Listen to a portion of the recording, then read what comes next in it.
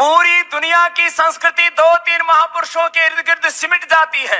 मैं कुरान और बाइबल वालों से पूछता हूं कि क्या कुरान में मैथमेटिक्स है? क्या कुरान में साइंस है? क्या कुरान के अंदर एग्रीकल्चर साइंस है, कृषि विज्ञान है? क्या उसके अंदर स्वास्थ्य विज्ञान है, उसके अंदर मेडिकल साइंस है? कुरान में, बाइबल में आपको अच्छी बातें मिलेंगी, अच्छा जीवन जियो, अच्छा व्यवहार करो, आपस में प्यार करो, लेकिन कुरान में, पुराण में आपको मेडिकल साइंस नहीं मिलेगी, पॉलिटिकल साइंस नहीं मिलेगी, मैथमेटिक्स, फिजिक्स, केमिस्ट्री नहीं मिलेगी। हमारे वेदों ने जो हमें ज्ञान दिया उसमें सारे संसार का श्रेष्ठ ज्ञान समाहित है। यह है भारतीय संस्कृति का गौरव। हम किसी का अनादर नहीं करते, लेकिन हमको किसी आयातित धर्म, संस्कृति, मत, पंथ, संप्रदाय की आवश्यकता नहीं है। यह संदेश है भारतीय संस्कृति उत्सव का। आज हम कोशिश करेंगे यह तहकीक करने की कुरान और जदीद साइंस मिलते हैं या टकराते हैं। कुरान और जदीद साइंस मिलते हैं या कुरान और जदीद साइंस टकराते हैं। इस मौजू पे हम इंशाअल्लाह तज़किरा। एक मशहूर साइंसदान, फिजिसिस्ट और नोबेल प्राइज विनर जिसका नाम एल्बर्ट आइंस्टाइन था, उसने कहा, science without religion is lame and religion without science is blind. Science मजहब के बिना लंगड़ी है और मजहब साइंस के बिना अंधा है। मैं फिर से दोहराऊंगा, एल्बर्ट आइंस्टाइन जो फेमस फिजिसिस्ट था और नोबेल प्राइज विनर, उसने कहा कि साइंस मजहब के बिना लंगड़ी है और मजहब साइंस के बिना अंधा है। मैं आपको याद दिलाना चाहता हूं कि कुरान मजीद साइंस की किताब नहीं है, SCIENCE, लेकिन है साइंस की किताब, SIGNS। यह है निशानियों की किताब, आयतों की किताब। और कुरान मजीद में 6000 से ज्यादा निशानियां हैं, 6000 से ज्यादा आयतें हैं। इनमें से 1000 से ज्यादा अल्हम्दुलिल्लाह साइंस के बारे में जिक्र करती है। आज की इस तकरीर में मैं सिर्फ उन साइंटिफिक फैक्ट्स, साइंस के हकाइक के बारे में जिक्र करूंगा विच हैव बीन एस्टैब्लिश्ड, जो साइंसदान साबित कर चुके हैं।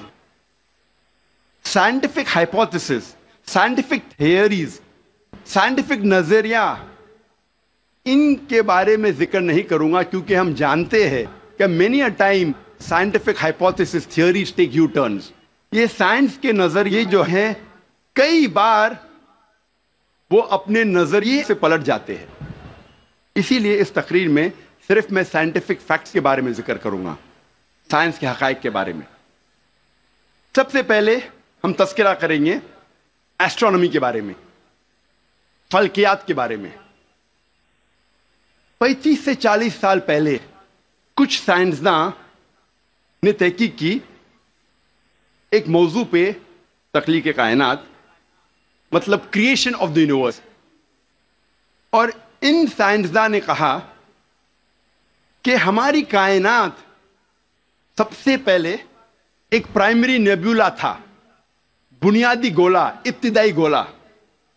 उसके बाद there was a secondary separation, दूसरी जुदाई, दूसरी अलैदगी, और एक बड़ा धमाका होता है बिग बैंग। उसके बाद वजूद में आया गैलेक्सीज, कहकशाएं, सितारे, सैयारे, चांद, सूरज और ये जमीन जिसमें हम रहते हैं। इसे साइंसदान ने कहा बिग बैंग, बड़ा धमाका। ये जो साइंसदान ने तकरीबन 40 साल पहले ढूंढा किस तरीके से कायनात वजूद में आए, तख्लीक कायनात, कुरान मजीद में इसका जिक्र 1400 साल पहले है। और मैंने इस तकरीर के शुरू में एक आयत की तिलावत की, सूरह अंबिया की, सूरह नंबर 21 आयत नंबर 30, जहाँ अल्लाह सुब्हानहू व तआला फरमाते, अवलम यरल लज़ीना कफरू, क्या इनकार करने वाले ये नहीं जानते, अन्ना समावाति वल अर्द कानता रतकन फफतकनहुमा, कि जमीन اور آسمان ایک تھے, جڑے ہوئے تھے, اور ہم نے انہیں جدا کیا. یہ جو تخلیق کائنات, creation of the universe, big bang, بڑا دھماکہ جو سائنسداں کو 40 سال پہلے پتا چلا, قرآن مجید میں اس کا ذکر ہے 1400 سال پہلے.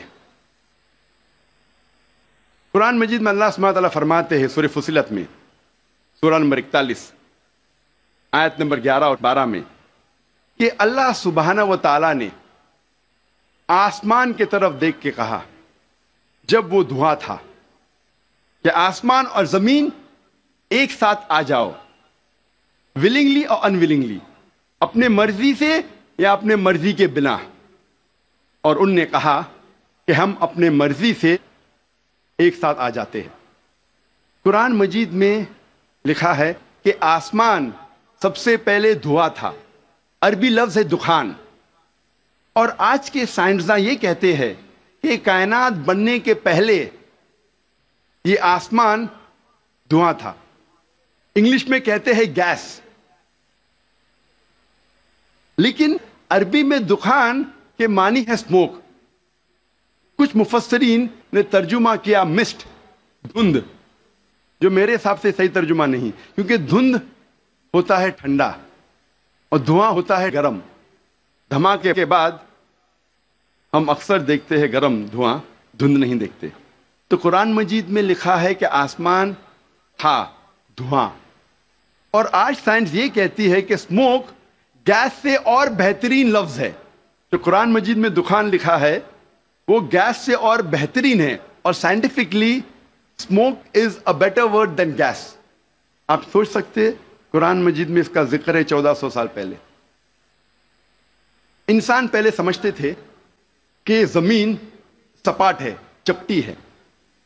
سب سے پہلی بار اگر کوئی انسان نے یہ ثابت کیا کہ دنیا بیضوی ہے, وہ ایسا Francis Drake sun 1577 1577 when he sailed around the earth, جب سمندر پہ سفر کیے دنیا کے گول, سر فرانسس ڈریک نے ثابت کیا کہ دنیا بیضوی ہے.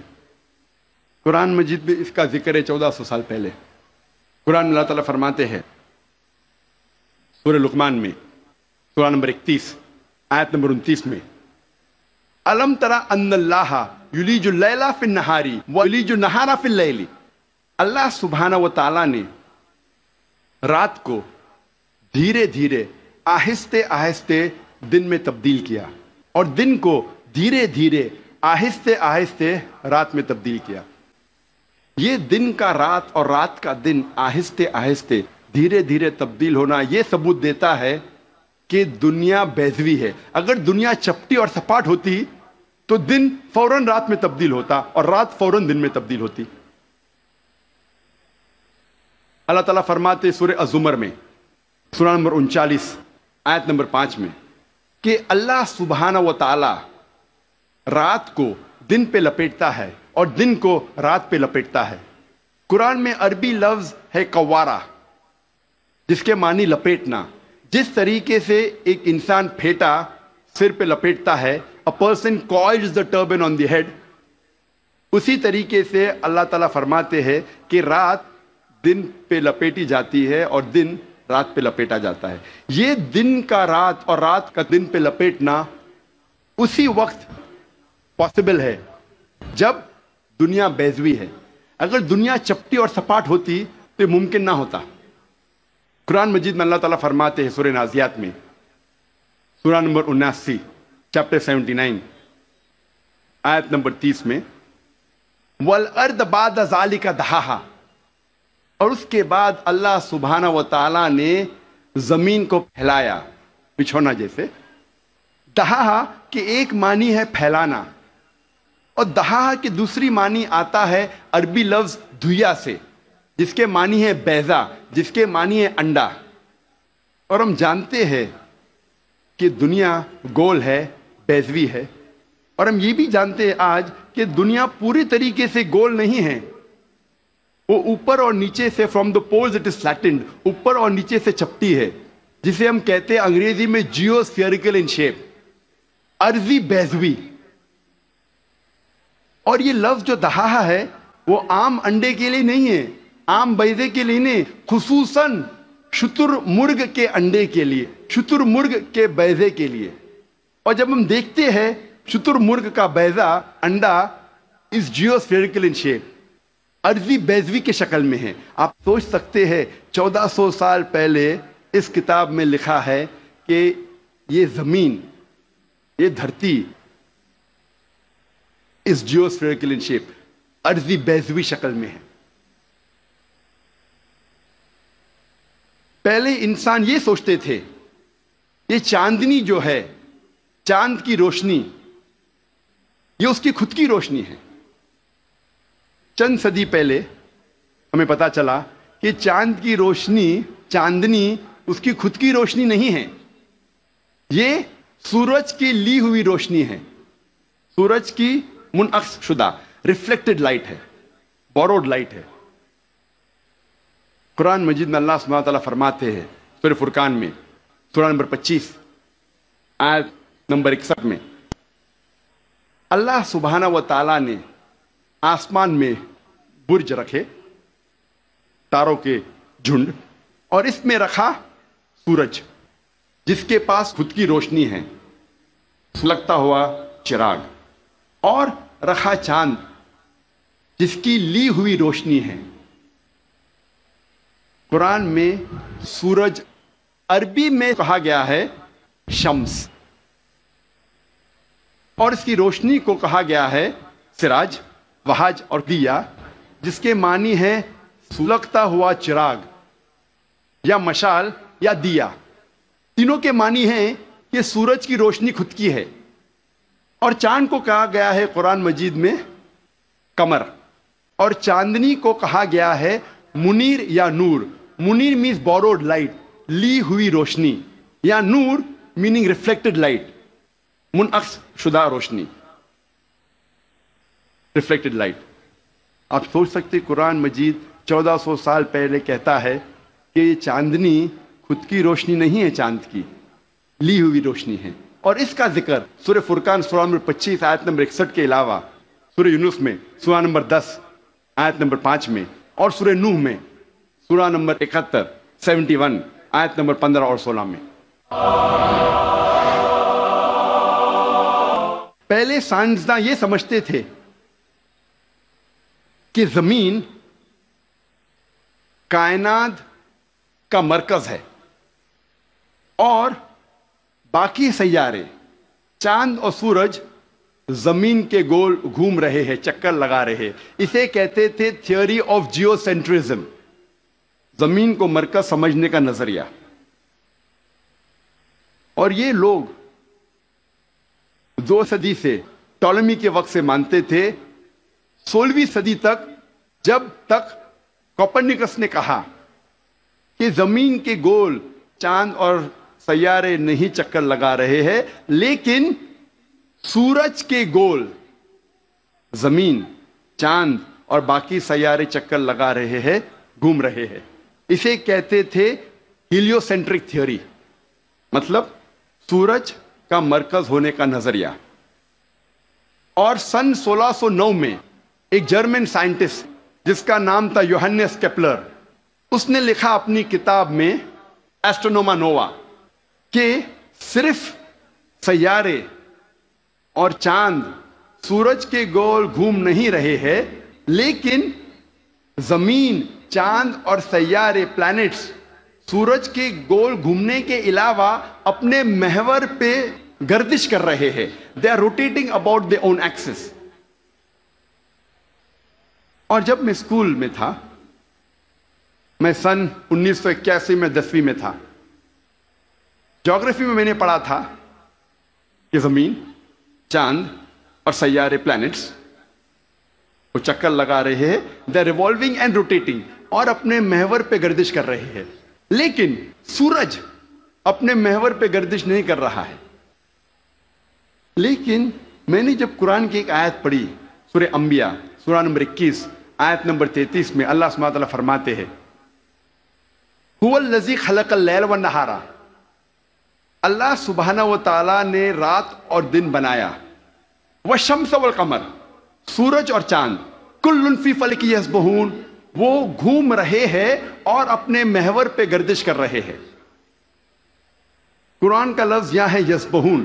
قرآن یہ کہتا ہے کہ sun and the moon are revolving, چکر لگا رہے ہیں، گھوم رہے۔ اس کے علاوہ یسبحون، یہ عربی لفظ یسبحون آتا ہے لفظ صباح سے، اور صباح ایک عربی لفظ ہے جو چلتے ہوئے جسم کے موومنٹ کو ڈسکرائب کرتا ہے۔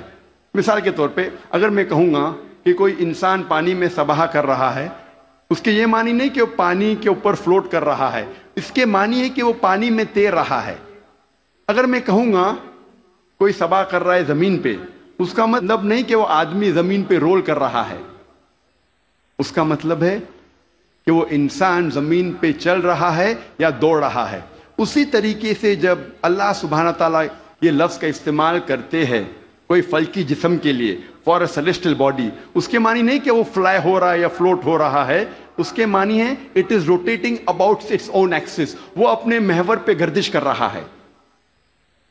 آج سائنس ترقی کرنے کے بعد سائنس یہ کہتی ہے کہ آپ سورج کا عکس ٹیبل کے اوپر دیکھ سکتے ایک آلے کے ذریعے، اور پتہ لگتا ہے کہ سورج میں بلیک سپاٹس ہے، اور یہ بلیک سپاٹس تقریباً 25 دن لیتے ہیں گردش کرنے کے لیے۔ اس سے یہ ثابت ہوتا ہے کہ سورج تقریباً 25 دن لیتا ہے ایک گردش کرنے کے لیے۔ تو آج سائنس یہ تسلیم کرتی ہے کہ سورج بھی اپنے محور پہ گردش کر رہا ہے۔ جو میں نے اسکول میں تقریباً 28 سال پہلے پڑھا تھا کہ سورج واز اسٹیشنری، سورج گردش نہیں کر رہا ہے، تو 28 سال پہلے میں نے اسکول میں پڑھا، آج سائنس اسے تسلیم کرتی ہے، اور قرآن مجید میں اس کا ذکر ہے 1400 سال پہلے، اور آج اکثر اسکول کے سائنس کی کتاب میں اس کو انکارپوریٹ کیا جا چکا ہے۔ یہ نئی چیز داخل ہو چکی ہے سائنس کی کتابوں میں کہ سورج اپنے محور پہ گردش کر رہا ہے۔ اللہ تعالیٰ فرماتے سورہ یاسین میں سورہ نمبر 36 آیت نمبر 40 میں کہ سورج چاند کو نہیں پکڑ سکتا اور دن کو رات نہیں پکڑ سکتی۔ The sun cannot outstrip the moon, neither can night catch up with the day. کل فی فلک یسبحون، یہ اپنے محور پہ گردش کر رہے۔ اس کے معنی کہ چاند اور سورج کے جو ایکسس ہے، جو ریولیوشن کا ہے، وہ ڈیفرنٹ ہے، وہ علیحدہ ہے، اسی لیے وہ آپس میں کبھی نہیں ملیں گے۔ آج سائنس یہ کہتی ہے کہ جو سورج کی روشنی ہم دیکھتے ہیں،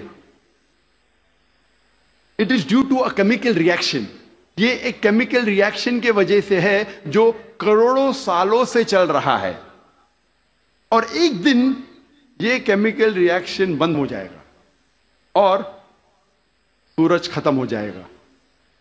لیکن سائنسداں کہتے ہیں کہ اس کو اور کروڑوں سال لگیں گے، اور کروڑوں سال کے بعد ایک کیمیکل ریئیکشن بند ہوگا۔ یعنی سائنس یہ کہتی ہے کہ ایک وقت آئے گا جب سورج نشٹ ہو جائے گا، ختم ہو جائے گا۔ قرآن میں اللہ تعالیٰ فرماتے ہیں سورہ یاسین میں سورہ نمبر 36 آیت نمبر 38 میں وَالشَّمْسُ تَجْرِی لِمُسْتَقَرٍّ لَہَا، کہ سورج جا رہا ہے اپنے مستقر کی طرف، سورج جا رہا ہے اپنے ڈیسٹینیشن پہ۔ سورج ایک مقرر وقت کے لیے ہے۔ مستقر کے معنی مقرر وقت اور مقرر جگہ، اس کے دو معنی ہوتے ہیں مستقر کے معنی، کہ سورج ایک مقرر وقت کے لیے ہے اور مقرر جگہ کی طرف جا رہا ہے۔ یہ سائنس آج تسلیم کرتی ہے کہ سورج ایک مقرر وقت کے لیے ہے، اور سائنس یہ بھی مانتی ہے کہ سورج کائنات کے ایک نقطے کی طرف جا رہا ہے جس کا نام ہے سولر اپیکس۔ ان دا ہرکولینز الفا لائرا 12 میل پر سیکنڈ کی رفتار پہ، قرآن میں لکھا ہے مستقر، مقرر جگہ کی طرف۔ سائنس کہتی ہے دونوں معنی مستقر کے، مقرر جگہ اور مقرر وقت، دونوں الحمدللہ صحیح ہے۔